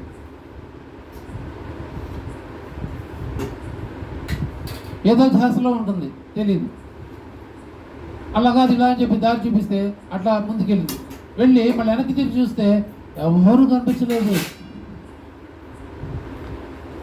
సాక్షాత్తు బాబా గారే అమ్మాయికి డైరెక్ట్ చేశారు. ఇది ఎప్పుడు వెనకే ఉండి గమనిస్తున్నటువంటి ఇది అనుభవం మనందరికీ ఇస్తారు. అనుభవం ఇప్పుడు రెడ్డి గారు చెప్పారు, ఆ అనుభవం ఆ ధ్యాసలు ఉంటే తప్పకుండా మన అందరికీ ఇస్తారు. అందుకనే మనం చేసే దక్షత ఉండాలంటే మనం చదివేటప్పుడు పారాయణ మన మనసు అక్కడే స్థిరంగా నిలబెట్టాలి. అప్పుడు అనుభవం కలిగిస్తారు మనకి. అమ్మాయి వచ్చిన తర్వాత ఇప్పుడు షిరిడీలో వచ్చేసి చూస్తే బాబా గారు ఎవరు చూస్తే ఎవరు చెప్పడం బాబా గారే నన్ను తీసుకొచ్చారు అని. వచ్చి అమ్మాయి ఉండడానికి షెల్టర్ లేదు, తినడానికి తిండి లేదు. ప్లాట్ఫారం కాదు అమ్మాయి, మళ్ళీ బాగా ఉన్నవాళ్ళు, వాళ్ళు పుట్టిన అమ్మాయి ఫాదర్ వాళ్ళు మంచి పిడుగురాళ్ళ వాళ్ళు, బాగా డబ్బు ఉన్నవాళ్ళు, ఆస్పాస్ ఉన్నాయి, ఎటువంటి ఇబ్బంది లేదు. కానీ అమ్మాయి ఎలాంటి జీవితాన్ని అనుభవించింది? ఆ ప్రసాదాలు తినటం ఉండదు, ఒక్క డ్రెస్సు. ఆ టాయిలెట్స్ ఉంటే టాయిలెట్కి వెళ్ళడం, బాత్రూంలోకి వెళ్ళి ఆ బట్టలే ఉతుక్కొని స్నానం చేసి ఆ బట్టలే ఉతుక్కొని మళ్ళీ అవే పిండి వేసుకోవటం, మళ్ళీ వేసుకొని రావటం. ఇదే డైలీ రొటీన్ అయింది అమ్మాయి.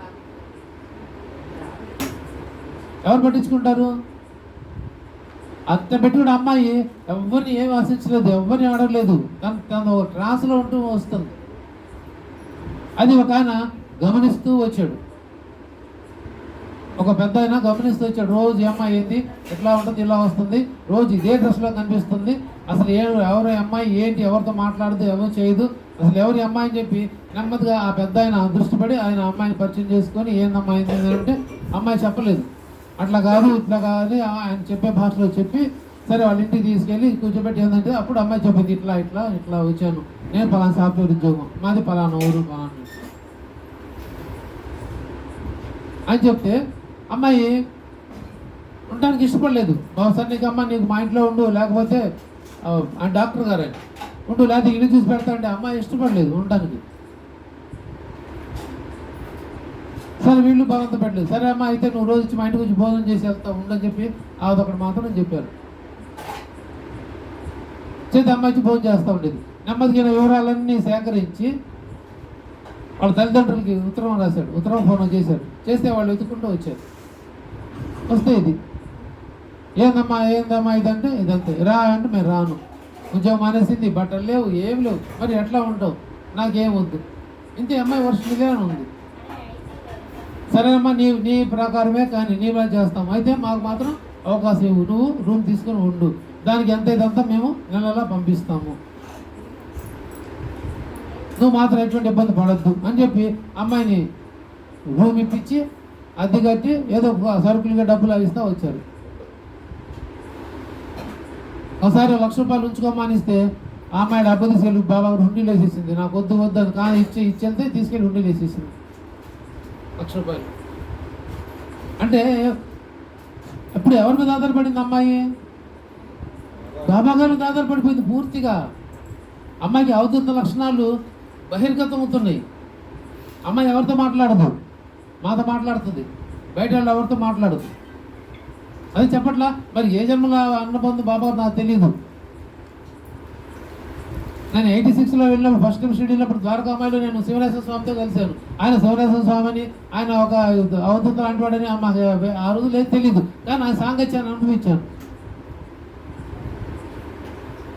వెంకటస్వామి గారు వాడినవి నాకు శిరస్సుతో ఆశీర్వాదం ఇచ్చారు. మళ్ళీ అందరితో మళ్ళీ ఎలాంటి రుణాబంధం తెలియదు, ఏ జన్మ రుణాబంధం కూడా తెలియదు, వాళ్ళకి మాత్రమే తెలుసు. అందుకే అందుకు బాబా గారితో ఆయన స్మరణ చేయించుకుంటున్నారు. బాబా గారు సాక్షాత్ ఆయన పిలిచి నన్ను ఆలింగనం చేస్తున్నారు, ఒళ్ళో కూర్చోబెట్టుకున్నారు. మరవలేని అనుభవాలు. బాబా గారు వచ్చి నన్ను నీళ్ళలో కొట్టుపోతే వచ్చి నన్ను పట్టుకొని నిలబెట్టారు. ఇది వెనుకున్నటువంటి ఎప్పుడు వెనుకున్నటువంటి ఇదే ఉన్నట్టు మనకు అనుభవం కలిగిస్తారు. నీళ్ళలో నేను కొట్టుకొని పోతున్నాను. మా అబ్బాయి చిన్న పిల్లప్పుడు 3 సంవత్సరాల పిల్లవాడు వేసేప్పుడు, దాదాపు 27 సంవత్సరాలు, 25 సంవత్సరాల పైన 27 సంవత్సరాలు అప్పుడు వర్షం వచ్చి వెళ్ళిపోతుంటే చీకటి, హీరోలాగా సైకిల్ తొక్కుని వస్తున్నాను. హీరో సైకిల్, అట్లా సైకిలా, హీరో సైకిల్ కాదు, ర్యాలీ సైకిల్ పెద్దది. వచ్చేది ఇక్కడ దాకా వచ్చేప్పటికి ఇంకా ముందు పోవట్లేదు, నీళ్ళు అడ్డం వచ్చేసింది, దిగిపోయాను. ముందుకు వెళ్ళలేని పరిస్థితి, వెనక్కి వెళ్ళలేని పరిస్థితిలో ఉన్నాను. ఇప్పుడు ఏం చేయాలి? అలా నించున్నా. ఉరవడి బాగా వస్తుంది, వాగు కొట్టుకుంటా. ఒక్కసారి సైకిల్ లేచింది, నేను లేచాను. చేతిలో గొడుగు ఉంది, మా నాన్నగారు రిటైర్ అయితే ఇచ్చిన గొడుగు. ఆ గొడుగు లేచింది పైకి. ఒక చెప్పు కొట్టుకెళ్ళిపోయింది. ఇంకా రెండో కాలు వేసి చెప్పుకోవడం అన్న మూమెంట్లో ఫ్రాక్షన్ ఆఫ్ సెకండ్స్ అంతే. బాబా అంటే వచ్చాను గట్టిగా, అంతే. ఆ అరుక్షణం పూర్తి అయిందో లేదో ఆ పిలుపు ఎమ్మటే నన్ను బాబా గారు వచ్చి పట్టుకొని నన్ను నించోబెట్టారు. ఆ స్పర్శ, హస్తస్పర్శ ఇప్పటికీ ఉంది నాకు, ఇప్పటికీ ఉంది. వచ్చి నన్ను పట్టుకొని నించోబెట్టారు బాబా గారు, ఎవరో నన్ను కొట్టుకుపోనివ్వకుండా. ఒక్క క్షణం తేరుకునేలాగా పట్టుకుని ఉన్నారు నన్ను ఒక క్షణం తేరుకునే వరకు. అప్పుడు చెప్పే కొట్టుకుపోయింది, సైకిల్ నించుంది, గొడిగెళ్ళి సైకిల్కి పట్టుకొని ఆగింది, నేను నించున్నాను. తేరుకున్న తర్వాత చూస్తే నాకు ఎవరు కనిపించలేదు. సరే ఎవరైనా దూరం చూశారని చూస్తే దూరంగా ఎవరు ఎక్కడో చాలా దూరంలో ఉన్నారు. ఎవరు అంత సెకండ్స్లో వెళ్ళిపోయేంత ఎవరికైతే లేదు. వచ్చేవాళ్ళు కాదు, వెళ్ళడానికి లేదు. ఇటు చూస్తే కదా అటు కూడా ఎదురు కూడా అంతే. ఏం చేయాలి ఇప్పుడు? ఎవరు నన్ను రక్షించారు? ఆ క్షణం నాకు ఎరుకులో రాలేదు, బాబా గారు నన్ను కాపాడారని. అంతే, బాబా గారు తత్వం ఇంతే ఉంటుంది. ఆ క్షణంలో ఎరుకు రానివాడు. ఇప్పుడు ఆ లావణ్య వెళ్తున్నప్పుడు కూడా ఆ పిలిచి అమ్మాయి ఎక్కడికి వెళ్తున్నాను పిలిచి చెప్పి ఆయన డైరెక్ట్ చేశాడే, మార్గం చూపించారే. ఆ క్షణం కూడా అమ్మాయికి ఇరుకులో రాలేదు, బాబా గారే చూపిస్తున్నాడు. బాబా గారు అనుకోలేదు, ఎవరో పగిటి ఎవరో తెలిసినాను అడిగారు అనుకున్నది పెద్దానని. కొంచెం ముందుకెళ్ళి చూసిన తర్వాత కానీ అప్పుడు రాలా, ఎవరైనా ఉంటారు అని చూస్తే ఎవరు కనిపించేది, ఇంకెవరు బాబా గారే అనేది అమ్మాయికి అనుభవం కలిగింది. ఇది మీ వెనకే ఉండి అనుభవం కలిగిస్తారు అంటే.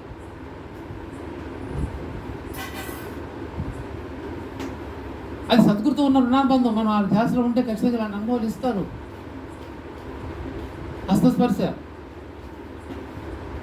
బాబాగా స్పర్శను నేను పొందాను ప్రత్యక్షంగా. బాబాగా స్వపదర్శనం వేరు కాదు, నిజంగా జరిగిన అనుభవం వేరు కాదు, రెండు ఒకటి. మొదటిసారి షిరిడి రమ్మని పిలవటం నన్ను. ఇప్పుడు కూడా ఏదో వెళ్తున్నట్టుగా అనిపిస్తూ ఉంటుంది, చూస్తే ఎవరు కనిపించరు. ఏదో అలకడైనట్టుగా ఉంటుంది, చూస్తే ఎక్కడ ఎవరు కనిపించట్లేదు. ఇంకెవరు? బాబా గారే. బాబాతో నాతో ఉన్నాను అని నేను రోజు బాధపడతాను. బాబా మా పరిస్థితి ఏంటి, ఇలా ఉంది, ఏంటి నాకున్న ఇబ్బందులు నాకుంటాయి కదా, ప్రతి వాళ్ళకి ఇబ్బందులు ఉంటాయి. అట్లాగా ఆర్థిక ఇబ్బందులు ఉన్నాయి, అనారోగ్య ఇబ్బందులు ఏంటి అంటే అదిగో నేను మీకు ఉన్నాను, నీతో ఉన్నాను అని అనుభవాలు కలిగిస్తూనే ఉన్నారు బాబా గారు ప్రతి క్షణం. ఆయన వదలలేదు. ఎందుకు ఎవిడెన్స్ ఇదే. మేము బాబా గారు ఆశ్రయించి ఉండటం వల్లే. మేము వెళ్ళిన డాక్టర్ గారు కూడా బాబా గారు భక్తుడే. ఆ బాబా గారు భక్తుడు కూడా ఎవరు పంపించారు? ఇదిగో ఇంకో బాబా గారు భక్తురాల ద్వారా పంపించారు. చూడండి, ఇంటర్లింక్ ఇదే. బాబా గారు మనతో ఉన్నారు అని అనుభవం కలిగించినటువంటి ఇదే, వెనకాల ఉన్నాను నడిపిస్తున్నానని. నేను హాస్పిటల్ జరిగిన తర్వాత చాలా మంది చెప్పారు వద్దు మార్పండి. కొంతమంది అయితే నన్ను ప్రజలు కూడా తీసుకొచ్చారు, మాకు తెలిసిన డాక్టర్ మీద తీసుకెళ్తాం, చూపించండి, రండి అని. కోపాలు కూడా వచ్చినాయి. నేను ఒకటే స్కాన్ తీసుకున్నా, నాకు ఇంకేం వద్దు, ఏదో వచ్చాం బాబా గారు పంపించారు. బాబా గారు నేను వద్దు అంటే బాబా గారు ఇక్కడ పంపించేవాళ్ళు కాదు నన్ను. సో బాబా గారు ఆజ్ఞ ప్రకారం జరగాల్సింది ఏదో జరుగుతుంది, బాబా గారు ఆజ్ఞ ప్రకారం జరుగుతుంది అని దృఢ నిశ్చయం అంటారే, అదే తీసుకుని ఉండిపోయాం ఏదన్నా కానీ. తర్వాత చెప్పారు బాబా గారు భక్తుడు, ఆయన చాలా భక్తుడు అని. ఆ తర్వాత బాబా మొన్న నెల అయిందంటే స్టూడియోలో వచ్చి కూడా చెప్పారు డాక్టర్ గారు మాకు. వాళ్ళ ఇంట్లో కూడా సత్సంగం జరుగుతుంది, ఎప్పుడు బాబా గారు అనుమతి ఇవ్వాలి, పెట్టుకుంటా అన్నారు. ఆ పెట్టినప్పుడు మీకు గ్రూప్లో పెడతాను, అవకాశం ఉన్నందుకు కూడా రండి. మళ్ళీ రాని అవకాశాలు కొన్ని ఉంటాయి. ఎవరి ప్రేరణ? అదిగో సద్గురువు. అదే మీ వెనకాల నడిపిస్తున్నానంటే ఇదే ఆధారపడేటువంటి ఇది. మనం ఎప్పుడైతే ఆయన మీద ఆధారపడతామో ఆయన ప్రతిక్షణం మనల్ని కాపాడుతూ ఉంటారు, మన వెనకాల నడిపిస్తూ ఉంటారు, మనల్ని ఆయన సొంత తల్లి తండ్రి కంటే కూడా ఎక్కువ ప్రేమని బాబా గారు అందించి వారు ఒళ్ళు కూర్చోబెట్టుకుంటారు, మనల్ని ఆలింగనం చేసుకుంటారు. అక్కడ కూర్చున్నా వెందరా రా ఇక్కడ కూర్చో అని బీవి తెప్పించినట్టు మనల్ని ఆయన దగ్గర కూర్చోబెట్టుకుంటారు. మనలో ఉన్న అజ్ఞానాలను తొలగిస్తారు.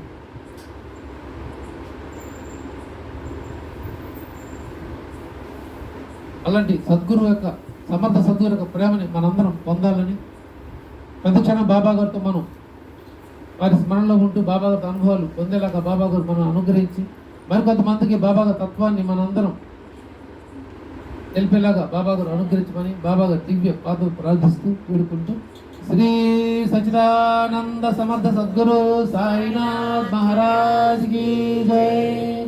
सर्वे जना सुखिनो भवन्तु, लोका समस्ता सुखिनो भवन्तु, समस्त सन्मंगलानि भवन्तु। ओम शांति शांति शांति। करचरणकृतं वा कायजं कर्मजं वा श्रवणनैनजं वा मानसं वा पराधं विदितमविदितं वा सर्वमेतदुक्षमस्व। जय जय करुणाब्धे श्री प्रभो साईनाथ श्री सच्चिदानंद समर्थ सद्गुरु साईनाथ महाराज की जय। सर्वं श्री साईनाथ पदार्पणमस्तु। शुभं भवतु।